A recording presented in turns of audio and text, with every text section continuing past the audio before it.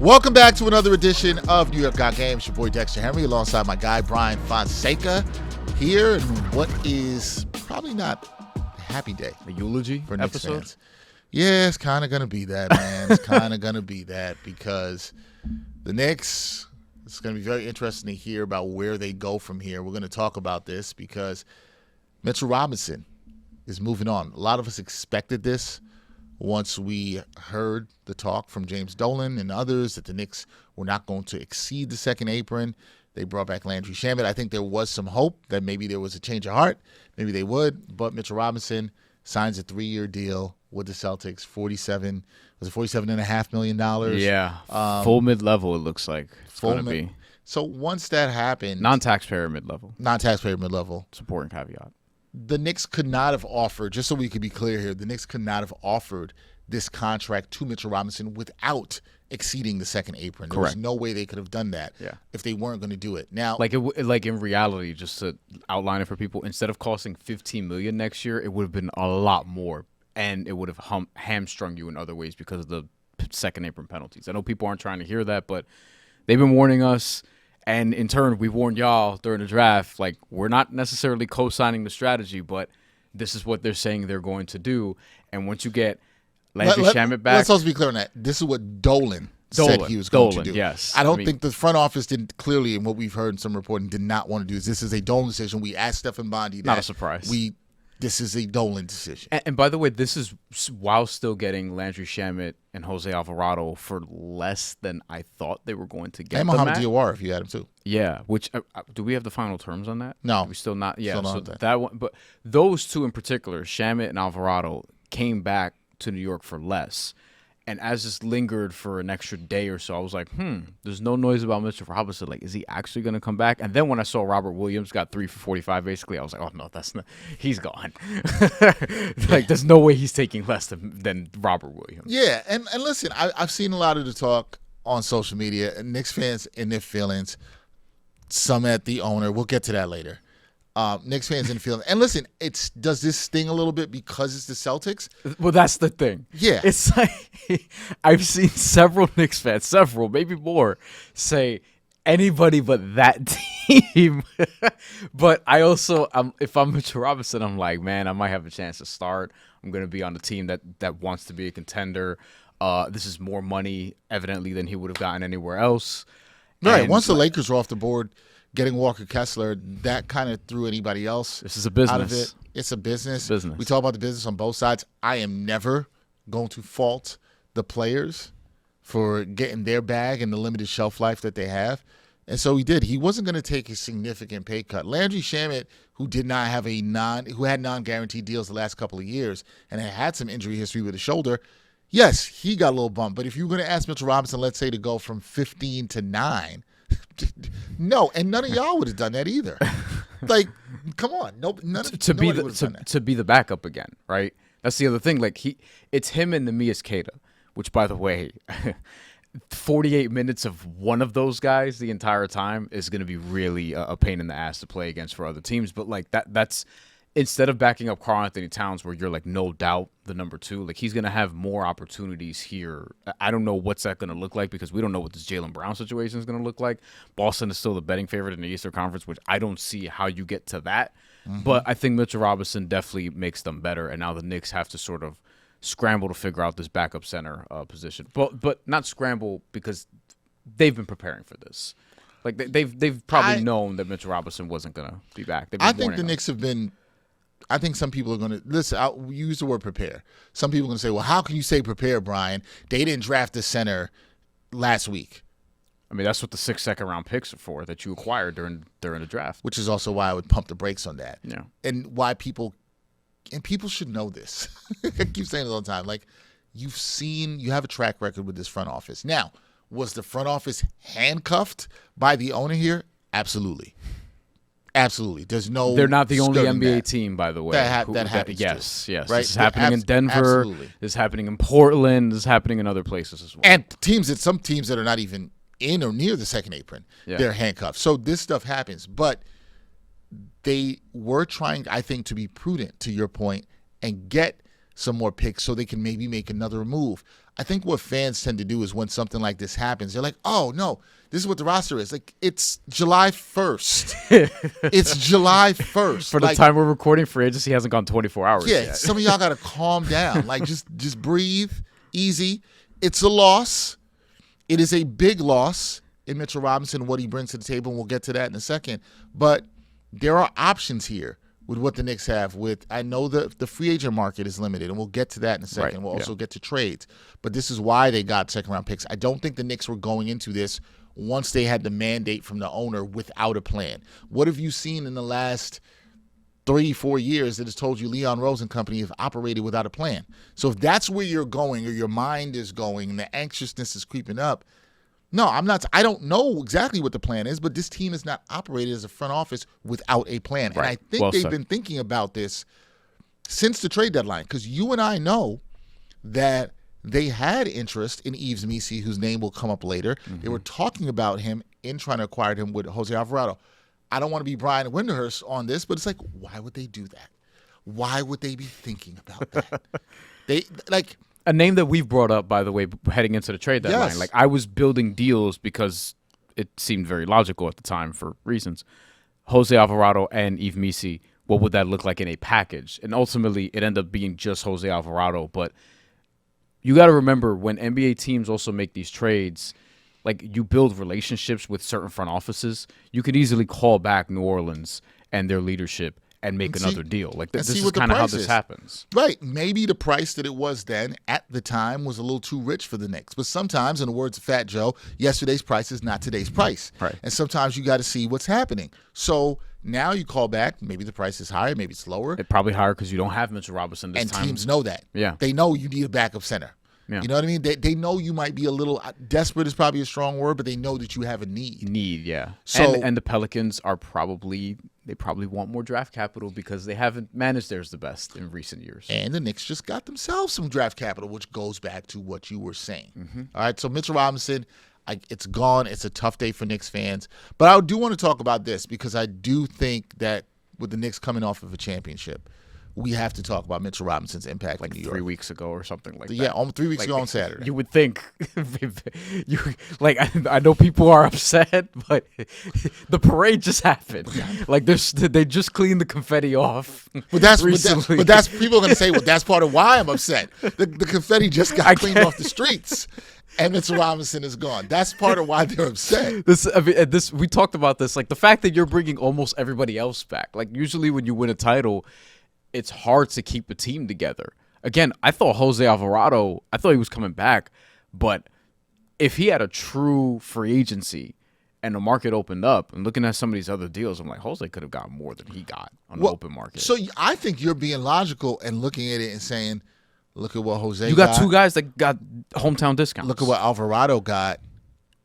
You got major discounts on those. Those are major wins for the Knicks. And then I also will add Diawara into that too. Shamet. Bringing him back. No, Shamet. Sorry, I said Alvarado, Shamet. I meant Diawara. My bad. Yeah. You have all those guys. Those are major wins. This is the uncomfortable truth that I think nobody wants to talk about in not just the second apron era, but in salary cap sports. You can't have it all. Yeah. Everybody wants it all, but you can't have it all. This is not baseball. You can't have it all. You can't just say, oh, whatever. Salary cap, second apron, damn it. Whether you agree with that from the ownership or not, nobody can have it all forever. That's the words I should put. No, you can have it all at some point. Nobody can have it all forever. At some point, you're not going to be able to have it all. The Celtics went through it before this season. Yeah.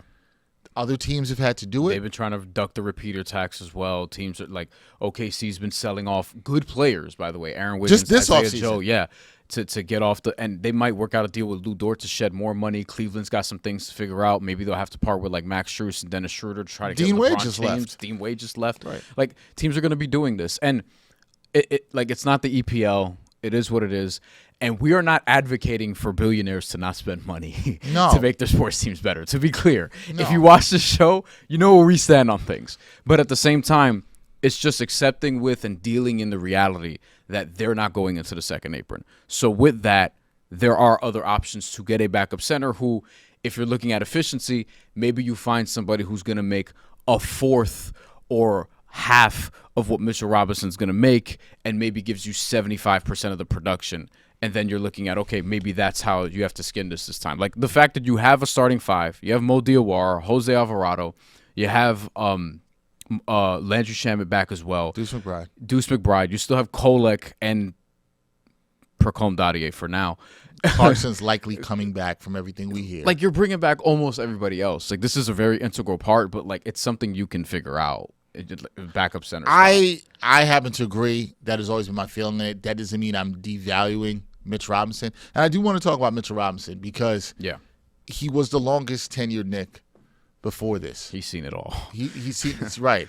And Mitchell Robinson posted this on IG. He said, "Life's a climb, but the view's great. New York Knicks fans and the whole Knicks organization, the past 8 years have been the highlight of my life. I can't thank you guys enough for the journey and opportunities. I know it's a lot of emotions going around. Trust me, I feel it myself, but I will always have love for where it all started. I love you and will miss you. Once a Knick, always a Knick."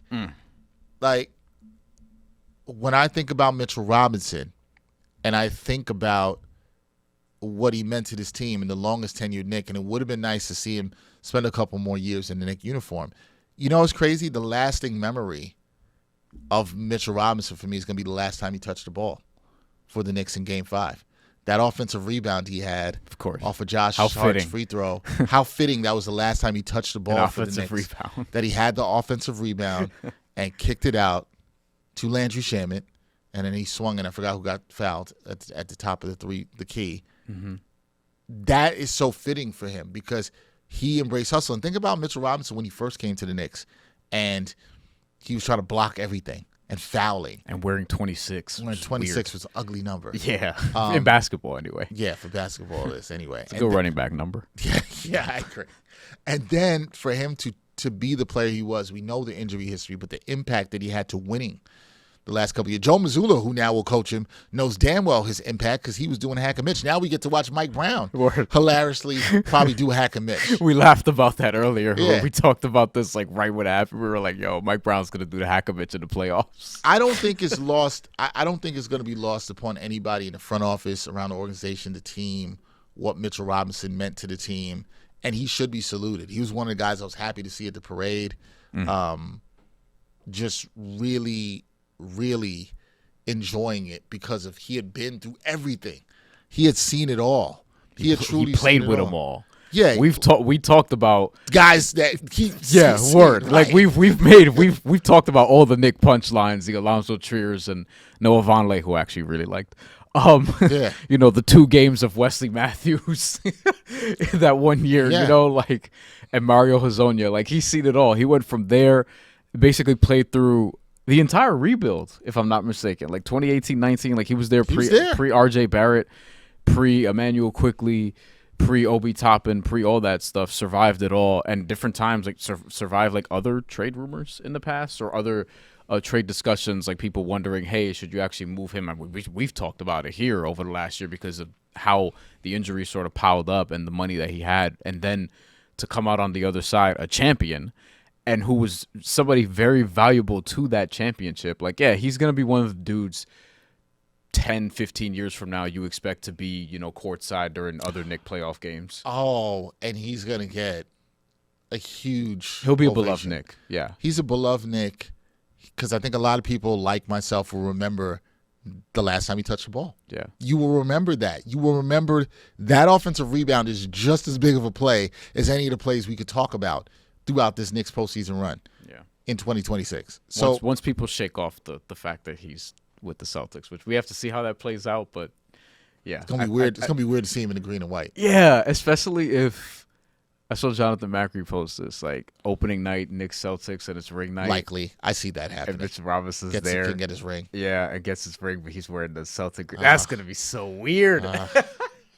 Well, something else might happen ring night, which we'll get to a little bit later. That could be interesting.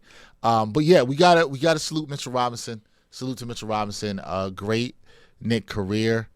Will be loved by fans. I agree with you. When he comes back to the Garden, when his playing days are over, that man will always get a standing ovation. I mean, everybody on this team will. He should get a video tribute also. Yes, he will. Everybody on this team will.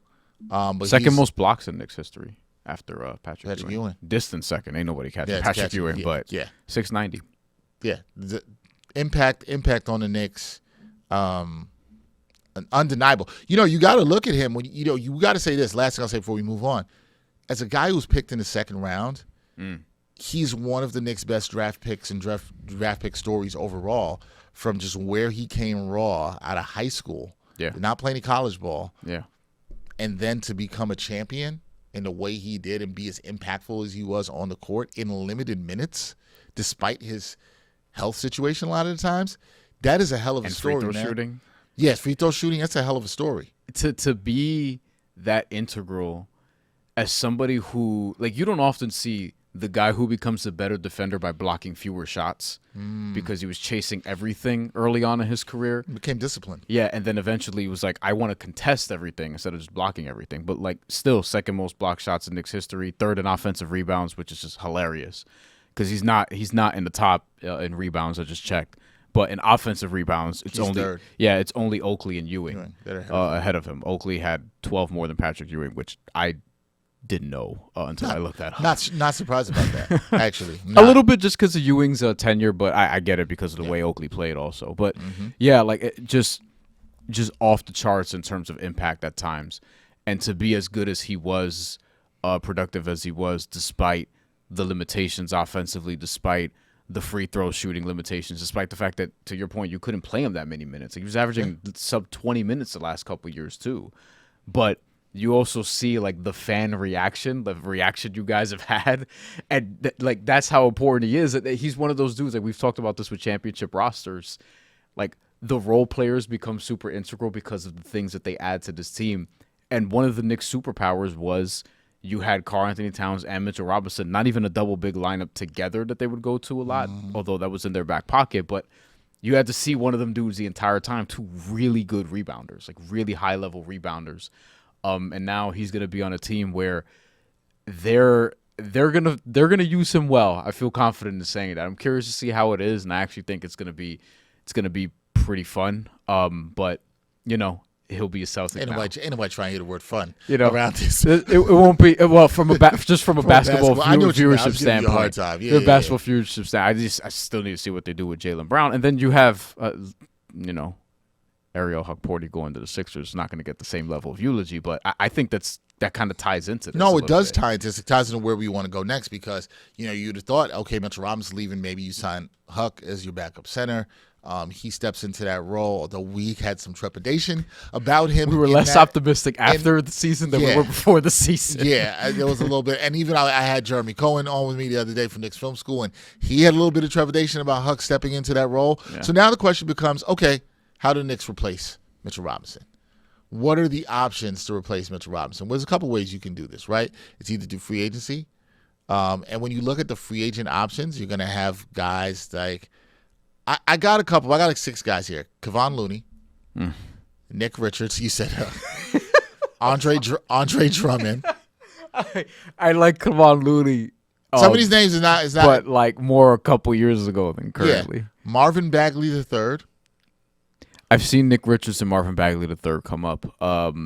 Alex from Knicks Fan TV, because we talked about this on Twitter a little bit. He had brought up Nick Richards. I had brought up who we've been championing, Yves Missi. We'll get to that in a second. We'll get to him.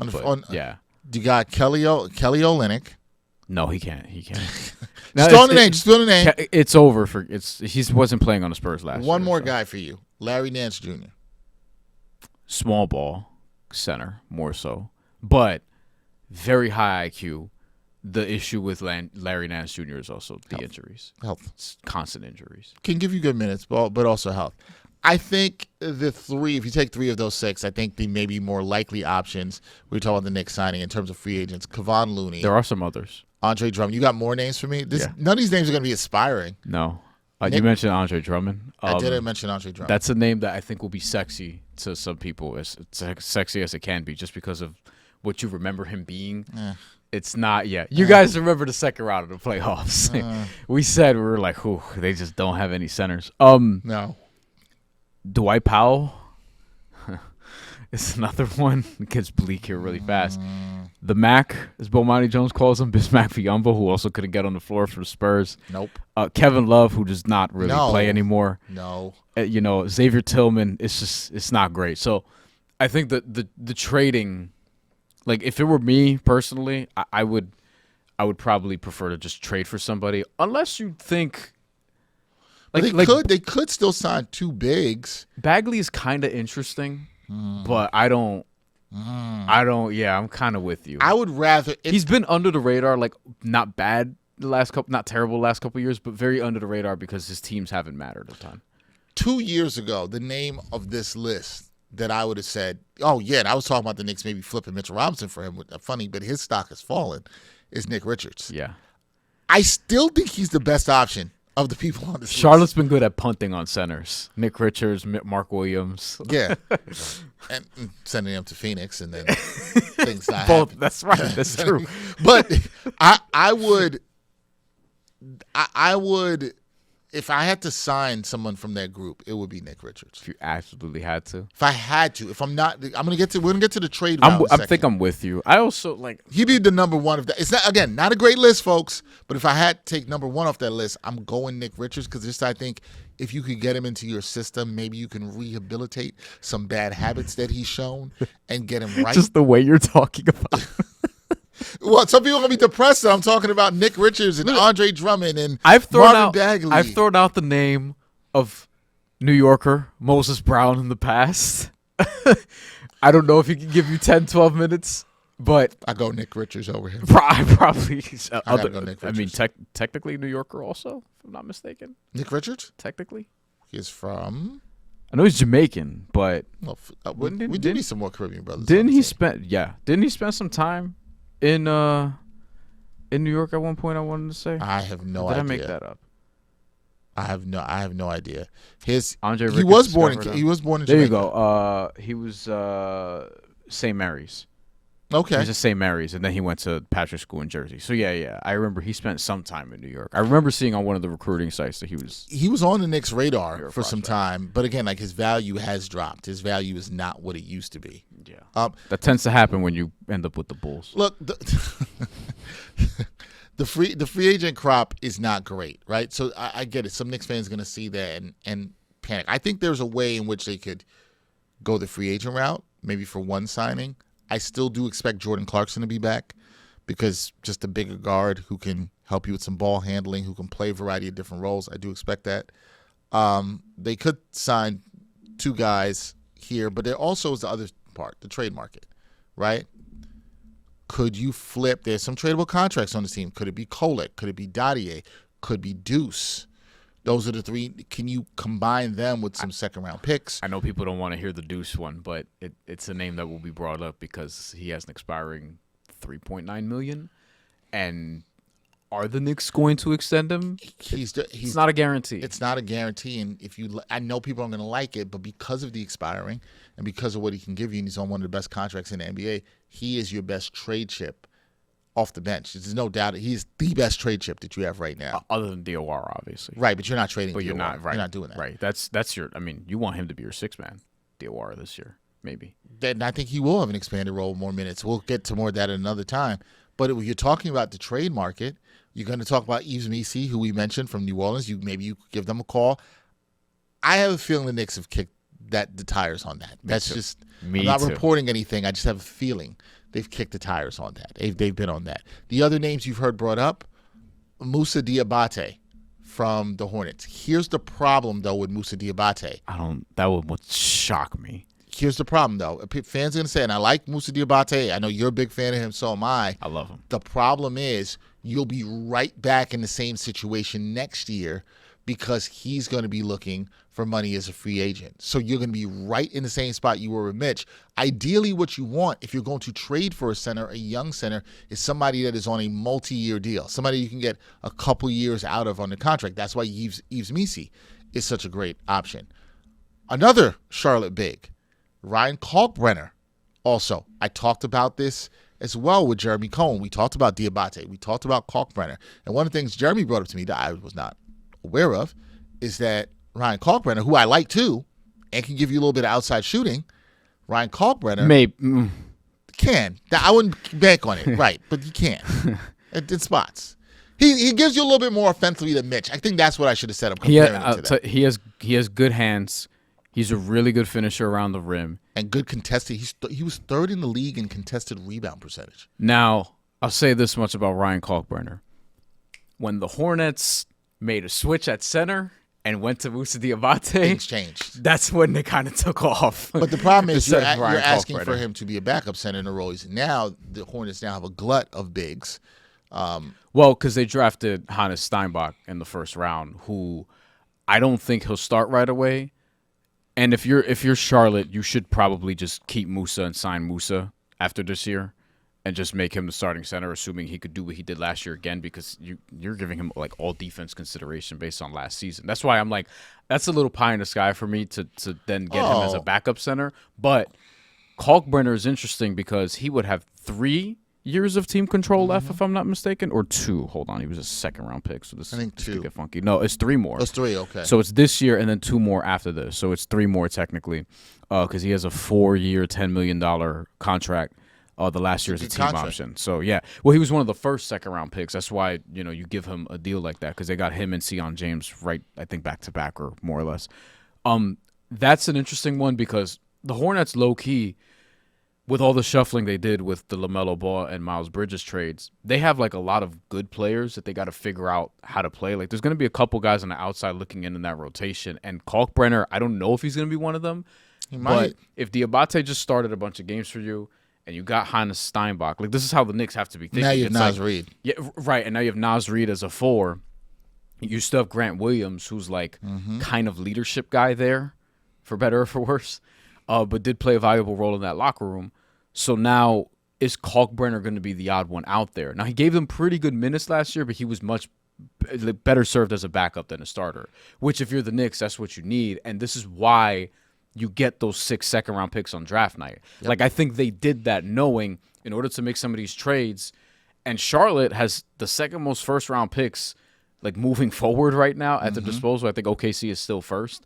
But they're not opposed to getting more draft capital, and New Orleans needs it. So Misi, Kalkbrenner, I think, are 2 more interesting younger names that you could probably get. I agree. Because Misi has 2 years of team control.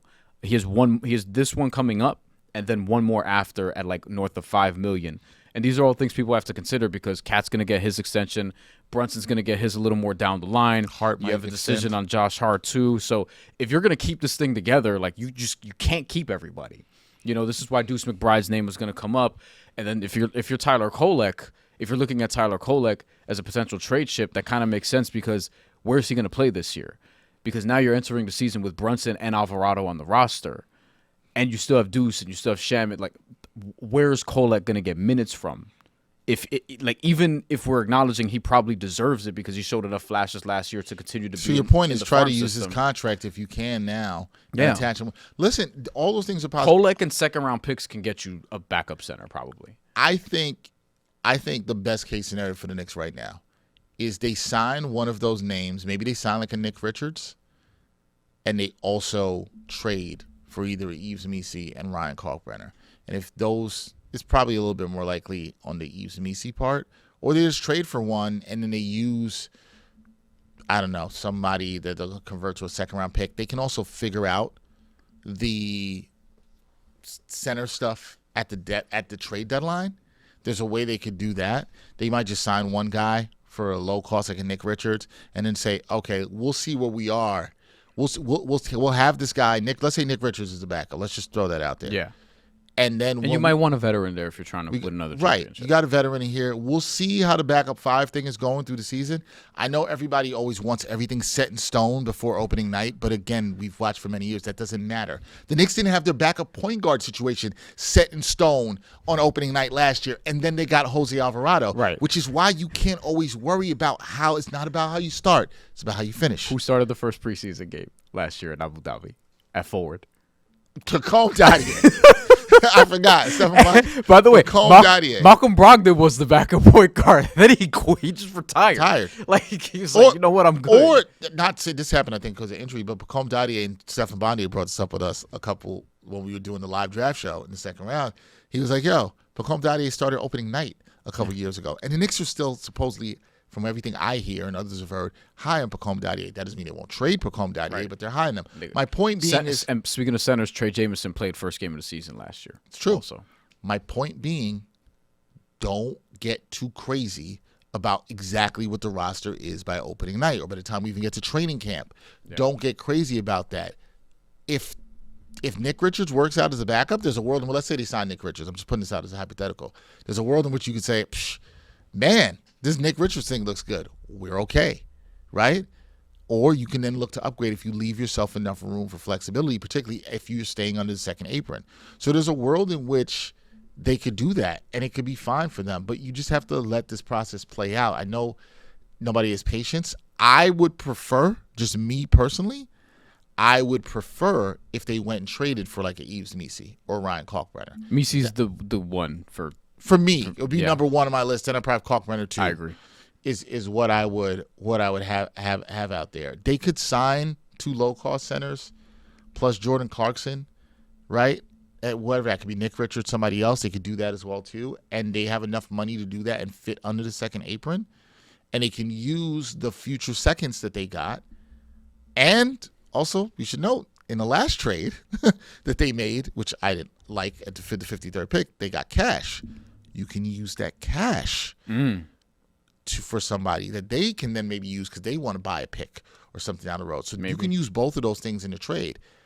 I have wondered, and Jeremy Cohen brought this up to me in a conversation we had offline, but it was like, why did they get the cash there? Maybe it is to use in another deal. Maybe. Look, this team has been really good about options for flexibility and just trying to exhaust like all the different avenues. Like clearly they've thought about this. It wouldn't surprise me if before we finish, which is why we should finish, if something just happens and then it just nukes the episode. But like, and just looking at these two guys we're talking about also with Missi and with Kalkbrenner, if you're looking at using trade chips, like I know people don't want to necessarily give up on Kolek or whatever, but ultimately, if you have 2 other point guards in front of him, that's not somebody that you should be married to keeping. Like, it just kind of is what it is. Like, he showed flashes.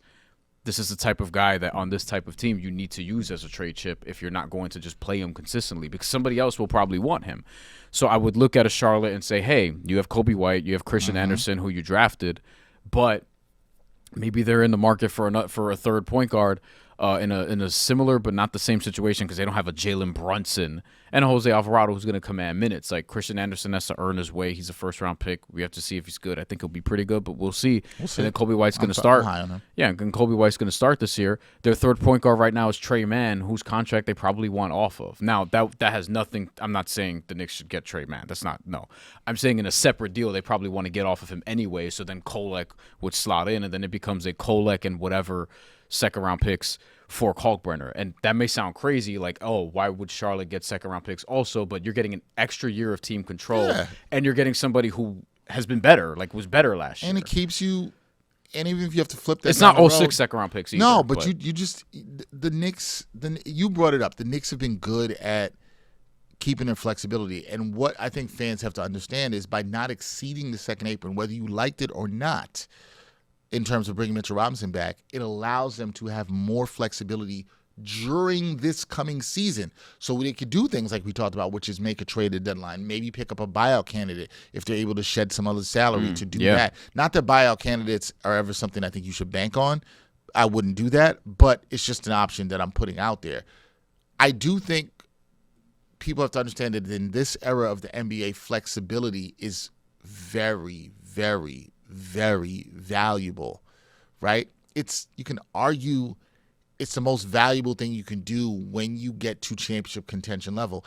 Can you maintain the flexibility? That's why OKC, as dope as they have been and as dope as their roster building has been and all the drafting, they're trying to maintain a certain level of flexibility because you can't have everything in a salary cap sport, especially one that has a soft hard cap. You can't have it all. It's just not going to happen, right?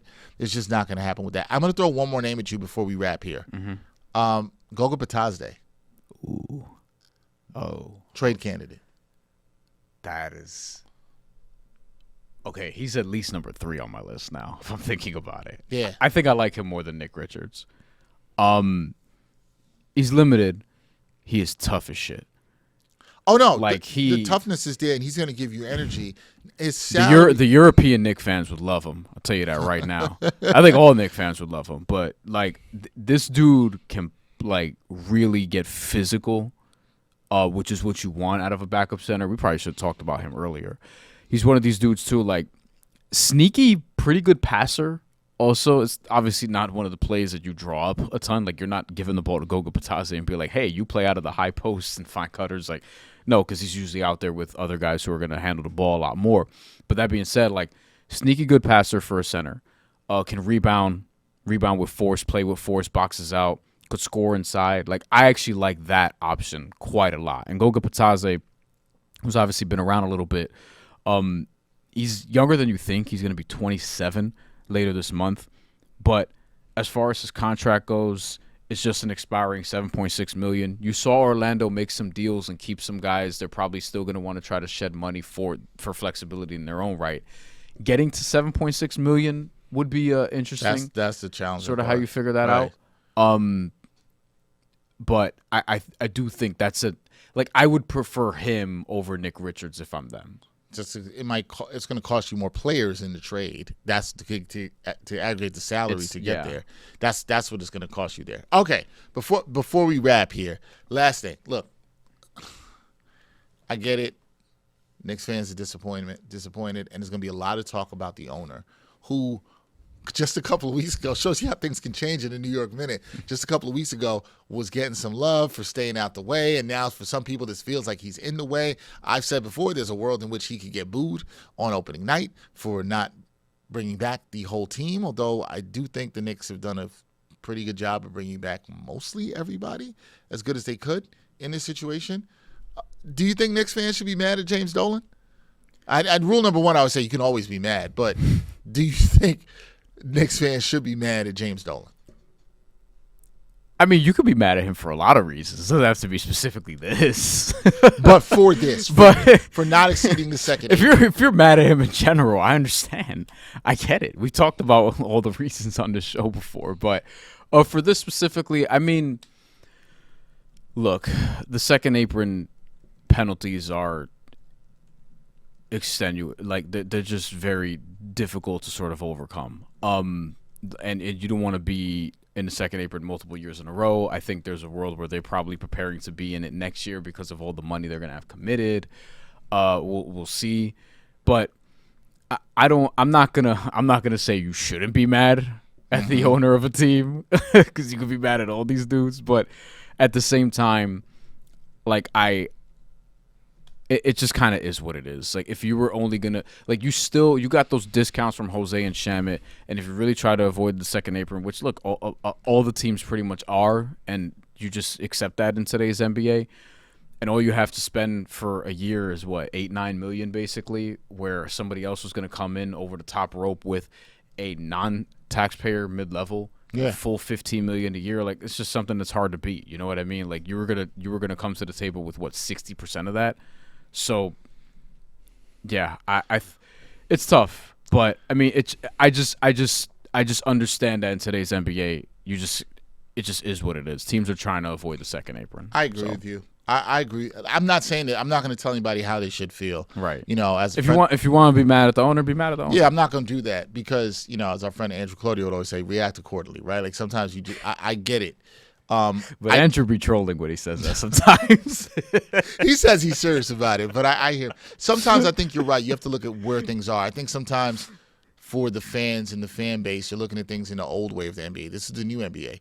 And in the new NBA, this is the reality of what it is with the second apron. Yeah. And, yeah, sometimes feelings are going to be hurt. You're going to lose players off of title-winning teams or contending teams. And I'm not just saying, yeah, man, deal with it. It doesn't matter. It matters. All the pieces matter.